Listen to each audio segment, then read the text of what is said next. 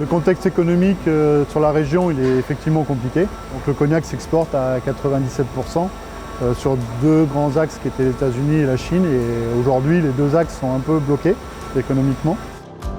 On se rend compte qu'effectivement, on consomme moins, on consomme mieux, on consomme plus qualitatif, on consomme aussi des non-alcools ou des low-alcool. Voilà, ça c'est une vraie tendance de fond. Aujourd'hui, on a des consommateurs qui sont très switchers et en même temps, on a quand même des signaux intéressants. Le jeune américain de 35 ans consomme quasi la même chose que le jeune français de 35 ans. Donc du coup, on a quand même des éléments qui nous permettent d'aller le cibler. On dit souvent chez les designers, il ne faut jamais gâcher une bonne crise.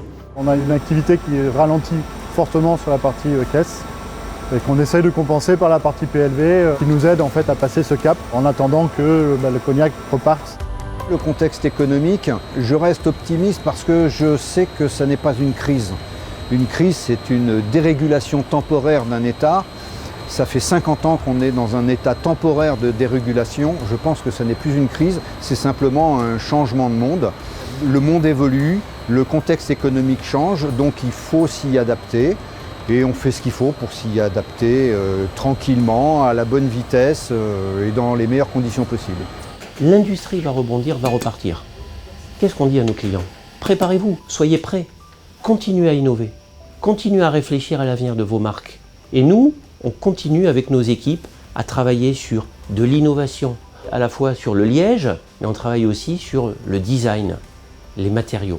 Gardons de l'optimisme, préparons-nous au futur succès de demain. Finalement, en période difficile, en période plus tendue, ce qui est très important pour la marque, c'est de se faire voir, de se faire entendre, trouver de nouveaux points de contact consommateurs.